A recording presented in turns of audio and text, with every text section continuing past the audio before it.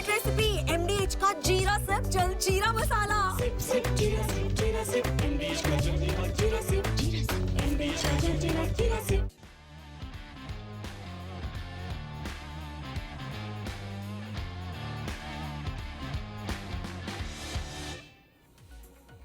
Hello and welcome friends, sports 9 में आपका स्वागत है। एशिया कप का आगाज जो है वो हो ही चुका है, यही मान लीजिए, ठीक है। मगर इंडियन टीम का पहला मुकाबला जो है वो यूएई से। उस मुकाबले से पहले इंडियन टीम को चेतावनी मिली है। यूएई के इंडियन कोच हैं, उन्होंने चेतावनी दी है, उस बारे में आपको बताएंगे और उसमें कितना दम है वो दिखाएंगे।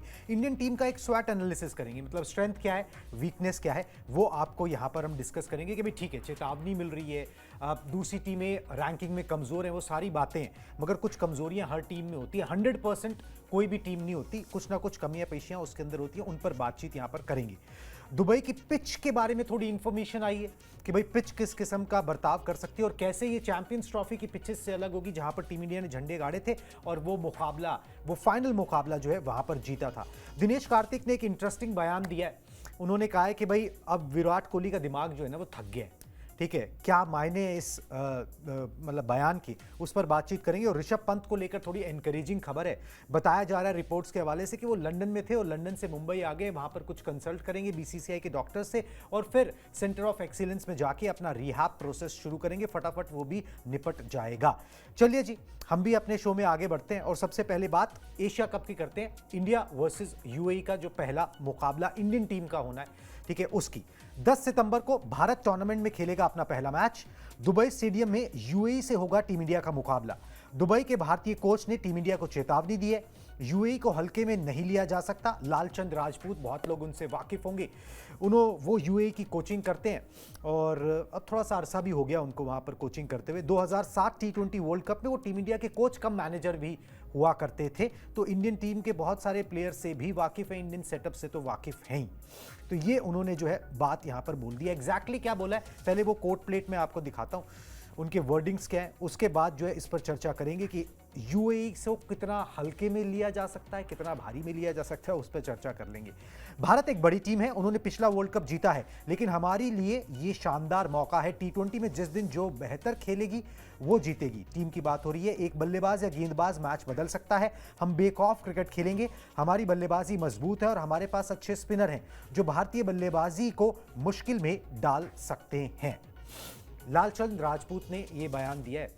एक्सपीरियंस्ड कैंपेनर हैं, कोच भी रहे हैं और ये बयान भी दिया, थोड़ी जिम्मेदारी से दिया होगा, इतने गैर जिम्मेदार इंसान नहीं है क्योंकि हम लोग बड़े जानते भी हैं उनको। मगर ये बात सच है कि भाई इस फॉर्मेट के अंदर ना आप ये थोड़ा, अब इस चेतावनी कह लीजिए या आप जो भी इसे कह लीजिए, आप वो बोल सकते हो, क्योंकि जो इन्होंने बोला ना कि 1-2 प्लेयर्स मैच पलट सकते हैं, वो इस फॉर्मेट में हो सकता है कि एक दिन कोई बड़ा हिटर चिपक जाए और वो फिर जो है आपको मुश्किल में डाल के जो है वो चले जाएगा। मगर फिर भी इंडियन टीम है। मगर सोचेंगे यूएई वाले वैसे ही ना कि भाई कोई भी टीम ये सोच के थोड़ी ना उतरेगी कि हम मतलब हरा नहीं सकते। वो तो यही सोच के उतरेंगे ना कि हम हरा सकते हैं, हमारे पास चांस है। और वही भावना जो है लालचंद राजपूत ने अपने खिलाड़ियों में, यूएई के खिलाड़ियों में भरी है।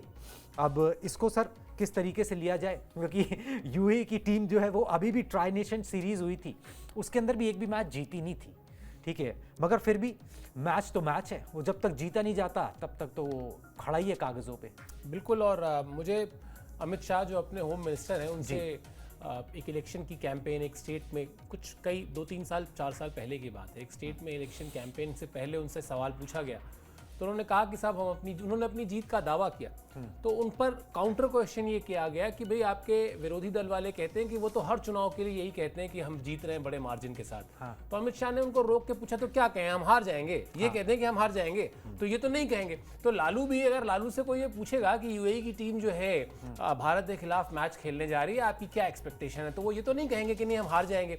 मुद्दा यहाँ पर यह है जो उन्होंने कहा कि एक खिलाड़ी या 2 खिलाड़ी, उससे पहले उन्होंने ये भी कहा था कि सबसे बड़ा जो उनका टारगेट रहता है कह लें या उद्देश्य रहता है कह लें इस टीम की कोचिंग को लेकर, वो ये रहता है कि ड्रेसिंग रूम का जो माहौल है ना वो अच्छा रहे, वो खुशनुमा रहे। वो खुशनुमा रहेगा, खिलाड़ी एक दूसरे के साथ खड़े होंगे, एक दूसरे को समझेंगे, एक दूसरे के रोल को किसी दिन कोई नहीं चला तो कोई दूसरा उससे जगह जाकर खड़ा होगा। जो बड़ी टीम का एक अप्रोच होता है ना, वो कोशिश उन्होंने की है कि उस बड़ी टीम की जो थॉट प्रोसेस होती है उस अप्रोच को वो यूएई की टीम में लाएं, उसको इनकलकेट करें, लेकिन समय लगता है कुणाल। आप अगर ये बात उन्होंने पाकिस्तान के खिलाफ कही होती मैच से पहले तो मैं शायद कहता कि हाँ, पाकिस्तान एक फ्रेजाइल टीम है, पाकिस्तान की टीम पर अगर आप थोड़ा सा दबाव डालेंगे वो टीम बिखर जाती है दबाव में। लेकिन भारत के खिलाफ मुझे लगता है अभी लालू को काफी मेहनत करनी पड़ेगी। मतलब अभी विचार इनकलकेट तो हो गए हैं, लेकिन उन विचारों को इनकलकेट करने अभी आपने एक बीज बोया है, उस बीज को अभी पौधे का रूप लेने में यानी एक बड़ी टीम बनने में आपने कामयाबी का एक गुण तो बता दिया खिलाड़ियों को कि मिलकर रहोगे तो जीत सकते हो, लेकिन वो भारत के खिलाफ हो जाएगा मुझे मतलब वो 0.1% भी नहीं लगता है। बिल्कुल जी। वैसे एक आंकड़ा बता दूं कि यूएई की टीम ने पिछले वर्ल्ड कप जो T20 वर्ल्ड कप हुआ उसके बाद से 27 T20 मैचेस खेले हैं और 20 जीते हैं। ठीक है, अब वो ठीक है, वो अपने हिसाब की टीमों के साथ ज़्यादा वो खेले होंगे, 7 मैच उन्होंने गंवाए हैं और ये मल्टी नेशन टूर्नामेंट्स के अंदर उन्होंने जीत हासिल की है। तो आपको हल्के में तो बिल्कुल नहीं ले रहे हैं और हल्के में कोई ले भी नहीं रहा होगा, ना सूर्य कुमार यादव ले रहे हैं। सूर्य कुमार यादव जो है वो बहुत अच्छे से जानते हैं कि भाई किस तरीके से जो है यहाँ पर आगे बढ़ा जाता है इन मल्टी नेशन टूर्नामेंट में। चलिए जी, ये हल्के भारी की बात हो ही रही है, पाकिस्तान की बात हो ही रही है, तो एक थोड़ा सा एनालिसिस कर लेते हैं कि भाई सही है, इंडियन टीम फेवरेट है, इंडियन टीम के पास स्टार्स हैं, इंडियन टीम के पास एक्सपीरियंस है, सब कुछ है, मगर फिर भी एक एनालिसिस कर लेते हैं कि भाई इस टीम की पॉसिबल बड़ी ताकत क्या है और कमजोरी क्या है। क्योंकि भाई उसी अगर आप कहीं लिखवा के तो आए नहीं हो कि आप हार नहीं सकते, जब तक आप हार नहीं जाते तब तक आपकी कमजोरी पता नहीं लगती है। बड़ी टीम के साथ समस्या ये होती है, मगर फिर भी चलिए जी हम आपको दिखाते हैं कि पहले ताकत और फिर कमजोरी इस टीम की क्या है, दोनों चीजें एक एक करके। भारत ने T20 वर्ल्ड कप 2024 के बाद 80% मैच जीते हैं, ये नंबर 1 ताकत है, क्योंकि अगर आप लगातार जीतते हो तो वो कॉन्फिडेंस आप कैरी करते हो, आपने अच्छा प्रदर्शन किया इससे पता लगता है। टॉप के 3 बैटर्स 6 शतक लगा चुके हैं इस फॉर्मेट के अंदर, ये बहुत बड़ी बात है कि अगर आपका टॉप का कोई एक भी चलेगा तो फिर आप डिसेंट इनफ स्कोर जो है वो खड़ा कर ही दोगे। टीम इंडिया के पास सबसे घातक गेंदबाजी अटैक है, ठीक है, तो ये जो है ना हटा लें इसको, हाँ ये है, ये तो ताकत है। अब कमजोरी पर आ जाते हैं, कमजोरी दिखाएं जी, हाँ कमजोरी दिखा दें। हाँ, लोअर ऑर्डर की बैटिंग जो है वो बड़ी परेशानी है। लोअर ऑर्डर से मतलब 7 नंबर से नीचे, ठीक है। अब नंबर 7 के बाद खत्म हो जाती है बल्लेबाजी, ठीक है। उसके बाद जो आपके बेसिकली आपके जो बॉलर्स हैं ना, उन पे आप रिलाई नहीं कर सकते हो कि भाई वो आपको एन वक्त पे ना कुछ रन बना के उस तरीके से दे देंगे, वो एक समस्या है। और सूर्या इंजरी के बाद जो है वो वापसी कर रहे हैं, इंजरी के बाद वापसी करना, एकदम से 5वें गेयर में गाड़ी लगाना, T20I में खेलना इतना भी आसान नहीं होता है। प्लस इंडियन टीम थोड़े वक्त के बाद भी T20I खेल रही है और जिस कॉम्बिनेशंस के साथ खेलती रही थी अब वो कॉम्बिनेशन भी थोड़ा सा यहाँ पर बदल गया है। जो खिलाड़ी नए आए हैं उन्होंने मजबूत ही किया है, मतलब कमज़ोर नहीं किया है, टीम को कमज़ोर नहीं हुई है। मगर एक पॉसिबल कमज़ोरी ये है जो दूसरी टीमों में जैसे इंग्लैंड है सर, उसमें ये कमज़ोरी कम नज़र आती है, उनकी बैटिंग ऑर्डर ना 9 तक 10 तक भी जाता है। अब आपको उतना बैटिंग ऑर्डर चाहिए क्या, मतलब एक सवाल तो ये भी उठता है कि आपको इतनी बैटिंग चाहिए क्या, ठीक है। मगर एक ये पॉसिबल कमज़ोरी है कि आपके जो गेंदबाज हैं वो उस तरीके से रन नहीं बना सकते अगर मुसीबत आन पड़े तो। हाँ, लेकिन वो मुसीबत कितने मैचों में आएगी कुणाल? अभी जैसा आपने कहा ना कि बड़ा मेरा मुद्दा यही है कि क्या ज़रूरत है, क्या वाकई में आपको 7वें पायदान के बाद भी बल्लेबाज चाहिए? ऐसा नहीं है कि ये स्ट्रैटेजी खराब है, इंग्लैंड का आपने जिक्र किया, इंग्लैंड इसी स्ट्रैटेजी से क्रिकेट खेल रही है, लेकिन सवाल ये कि अगर आप 10 मैच मान लेते हैं, एक उदाहरण ले लें, 10 मैच में शायद एक मैच ऐसा आएगा हद से हद जहां पर आपको लगेगा कि यार एक बल्लेबाज और होता तो शायद आप नतीजा बदल सकते थे। वरना T20 छोटा फॉर्मेट है, आप वर्ल्ड वाइड सारे T20 इंटरनेशनल मैचेस निकाल लीजिए और सारे आप निकाल लीजिए जितनी भी लीग हो रही हैं, चाहे वो बिग बैश हो, चाहे वो कैरेबियन प्रीमियर लीग हो, चाहे इंडियन प्रीमियर लीग हो, या जो भी नाम आप ले लें, उठाकर एक आंकड़ा देख लीजिए। मुझे नहीं लगता कि मेरे ख्याल से 5 या 10% मैचेस होते होंगे जिसमें बल्लेबाजी जो है वो 7वें या 8वें तक जाती होगी, वरना आपके 4, 5, 6 तक बल्लेबाज काम खत्म कर चुके होते हैं। यानी अगर जीत दिलानी है टीम को और आप लक्ष्य का पीछा कर रहे हैं तो 5-6 तक काम हो जाता है। Rarest of the rare match में ऐसा हुआ होगा जहां पर आपको एक 8वें नंबर का बल्लेबाज या 9वें नंबर का बल्लेबाज मैच जिताकर दे रहा हो, और आप हमेशा अपनी जिंदगी में या अपने किसी भी पहलू से जुड़े फैसले में मेजॉरिटी पर चलते हैं। मेजॉरिटी में क्या होता है? मेजॉरिटी में यही होता है कि आपके पास तिलक वर्मा नंबर 3 पर है, नंबर 4 पर सूर्या है, उसके बाद आपके पास ऑलराउंडर्स हैं गिनती के 3 कम से कम। तो जरूरत नहीं है, आप अपनी टीम की स्ट्रैटेजी आप इंग्लैंड को फॉलो करें, उसकी जरूरत नहीं है। आप अपनी टीम में 7 नंबर तक बल्लेबाजी को इतना स्ट्रेंथ दें, इतनी ताकत दें वहां पर कि वो आपको रिजल्ट प्रोड्यूस करके दे, और मुझे लगता है कि शायद यही होने वाला है। बिल्कुल, और रिजल्ट्स प्रोड्यूस करके दिए हैं। बिल्कुल, ठीक है। 80% मैच ऐसे नहीं जीते। 80% मैचेस जीते हैं। बस वो होता है कि वो अब एक पॉसिबल कमजोरी ढूंढनी थी, हमको भी देखना था, तो भाई कमजोरी यही नजर आ रही है। बाकी किसी दिन कोई टीम खराब भी खेल सकती है, वो इंडियन टीम का क्या भी हो होता है सकता कुणाल, दो तरह के डॉक्टर होते हैं। एक डॉक्टर होता है जिसके पास आप जाते हैं, कहते हैं जी मेरा सर दर्द कर रहा है, वो एक दवा लिखता है सर दर्द की। फिर आप कहते हैं जी मेरी नाक भी ना थोड़ी सी रनिंग नोज है, वो फिर आपके रनिंग नोज के लिए लिख देता है। फिर आप कहते हैं गले में खराश है, वो गले में खराश की भी एक दवा लिख देता है। आप जितनी तकलीफें बताते हैं उन सब की अलग अलग वो 4 दवाएं लिख के दे देता है आपको। दवा का इतना बड़ा एक बंडल दे देता है, आप लेके आते हैं, आप दवाई खा रहे होते हैं। जो काबिल डॉक्टर होता है, समझदार डॉक्टर होता है, उसके साथ जब आप जाते हैं और ये सारे सिम्टम्स बताते हैं ना, वो उसके लिए 1 दवा देता है कोई, या 1.5 दवा देता है। तो एक्चुअली तो वो समझदार है ना, ठीक तो वो भी कर ही रहा है। 4 दवा देकर भी वो आपको ठीक कर दे रहा है, लेकिन ये आपको तय करना है कि आप वो 1.5 दवा से ठीक होना चाहते हैं, 1 या 1.5 दवा से ठीक होना चाहते हैं, या आप 4 दवा खाना चाहते हैं। तो आप रख लीजिए मर्जी के, फिर 11 नंबर तक खिला लीजिए बल्लेबाज, ठीक है, कि हमें 11वें नंबर पे 10वें नंबर पे भी चाहिए जो बल्लेबाजी कर सके। बिल्कुल जी, वो फॉर्मेट छोटा है, उतनी नौबत पड़ती नहीं है, ठीक है, ये बात बिल्कुल सही है। चलिए जी आगे बढ़ते हैं।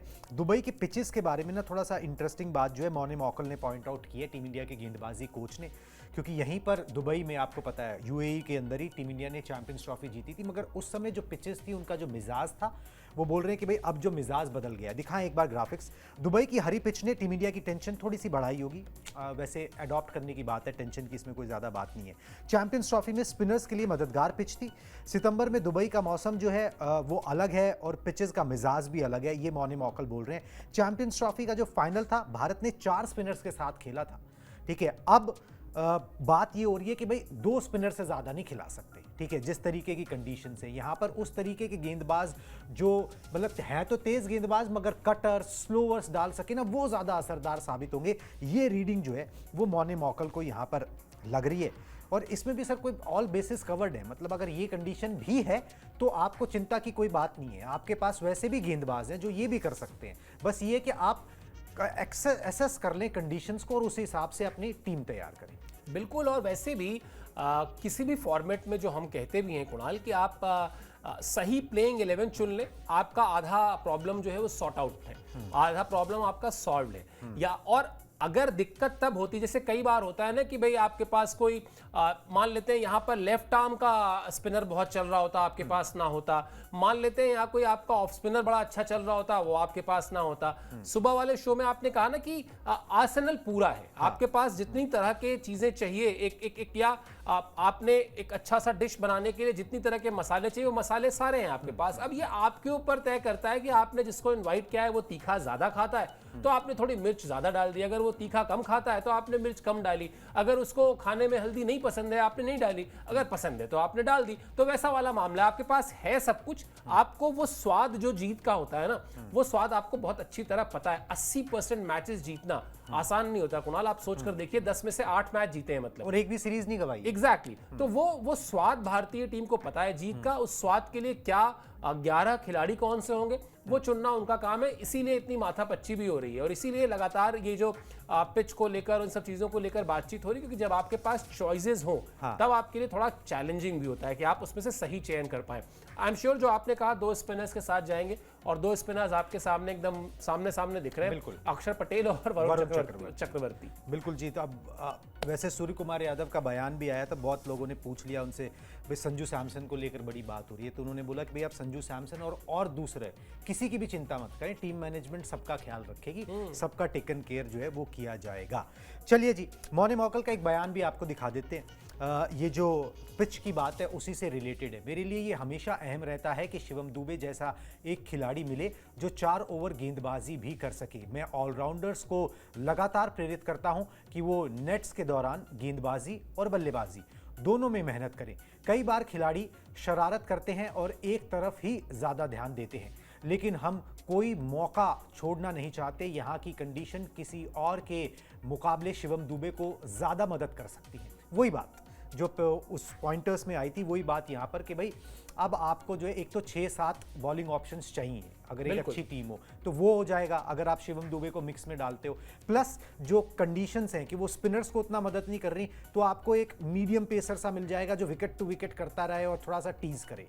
बिल्कुल, आप ऐसे मान के चलिए कि आपको जो टारगेट कर रहे हैं मौने मौकल, या मुझे जो लगता है भारतीय टीम जो टारगेट कर रही है वो टारगेट कर रही है कि प्रैक्टिकली 125 से 135 किलोमीटर पर आवर की रफ्तार से गेंदबाजी करने वाला एक खिलाड़ी मिल जाए ऑलराउंडर, जो बैटिंग भी कर सकता हो। शिवम दुबे जिस तरह की बैटिंग करते हैं छुपा नहीं है, हम जानते हैं। और अगर वो 125-130 के आसपास वो थोड़ा सा बॉल को अगर हिलाते हैं और जो उनकी खासियत है, जो उनकी खूबी है, तो वो बल्लेबाज के जहन में डाउट क्रिएट करेंगे कि वो जाए ना जाए, और फिर वो एज वगैरह लगता है और स्लिप में कैच जाता है, या कई बार आप ड्राइव मारने जाते हैं और आप कैच हो जाते हैं। तो वो पिच अगर इस तरफ इशारा कर रही है, तो अभी हम जो बात कर रहे थे ना कि आपके पास ऐसा नहीं कि ऑप्शन नहीं है। अगर ऑप्शन नहीं, भाई आपके पास हार्दिक पांड्या है, आपके पास शिवम दुबे हो गए, तो आपके पास दो ऐसे खिलाड़ी हैं। और ऑलराउंडर्स में अगर आप आ जाइए तो उसके बाद आपके पास स्पिन ऑलराउंडर में आ जाइए, अक्षर पटेल आपके पास ही हैं।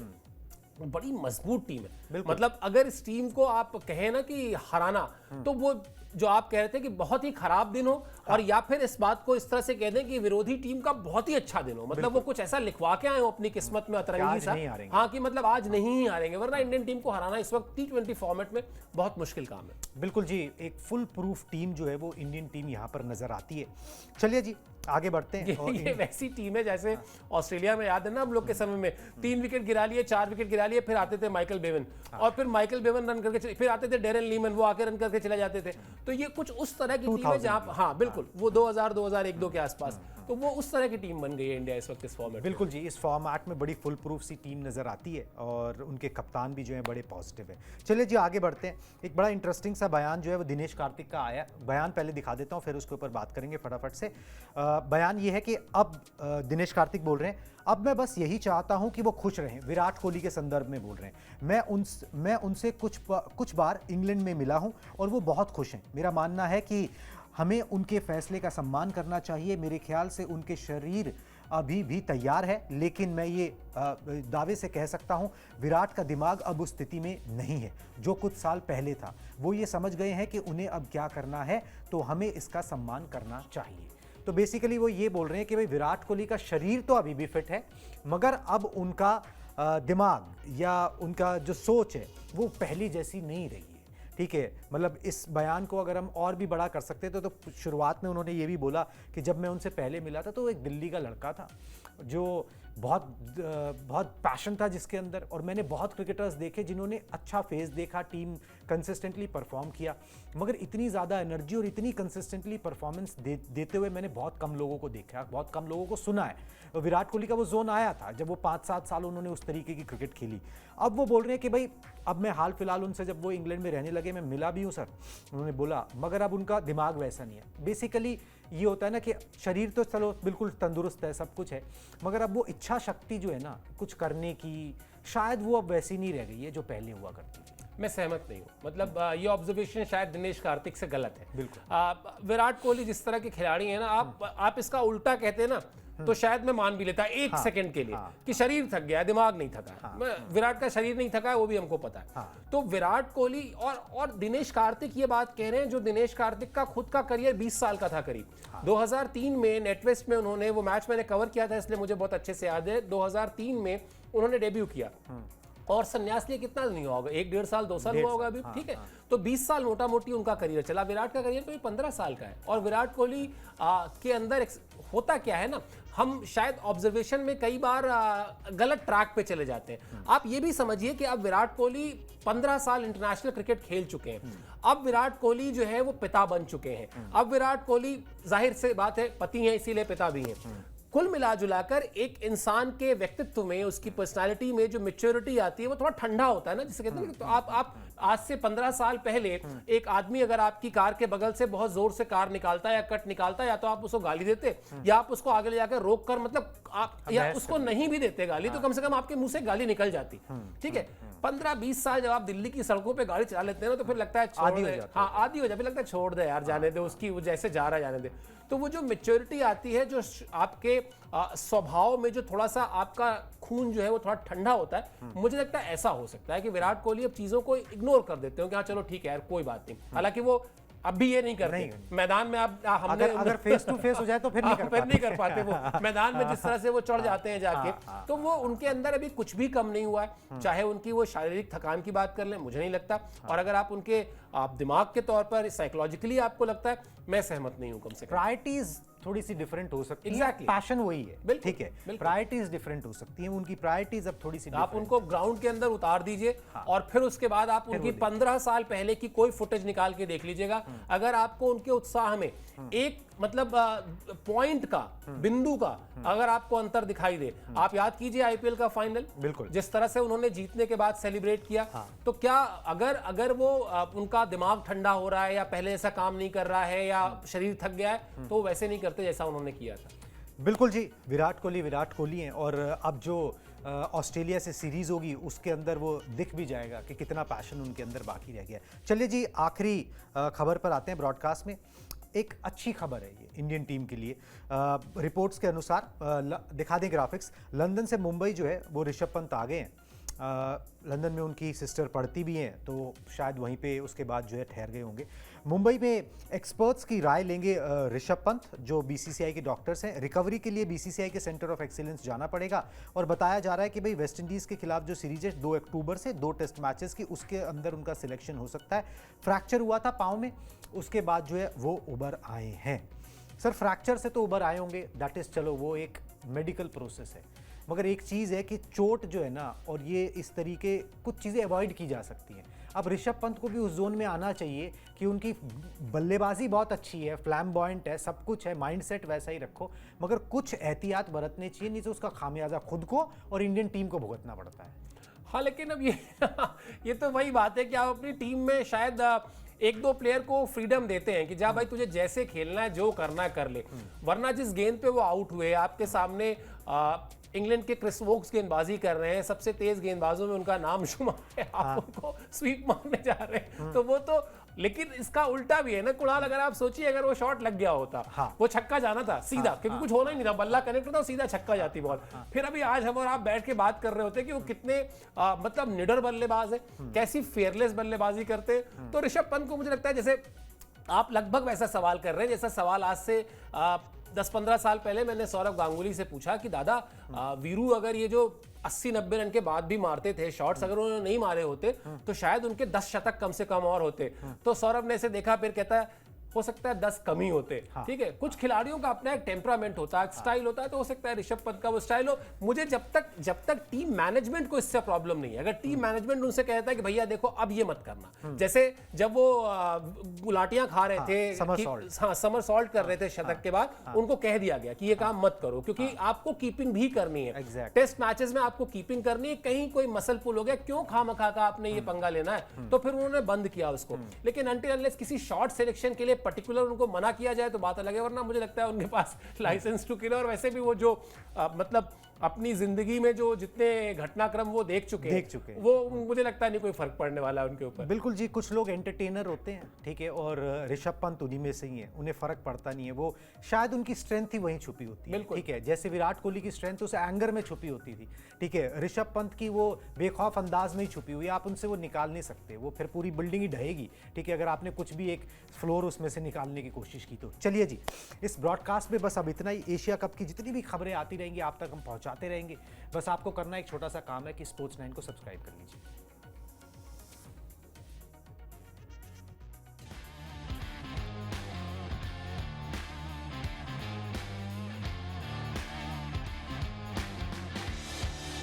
ये है सीक्रेट रेसिपी MDH का जीरा सिर्फ जल जीरा मसाला। Sip, sip, jeera sip, MDH का जल्दी और जीरा sip, MDH का जल्दी और जीरा sip।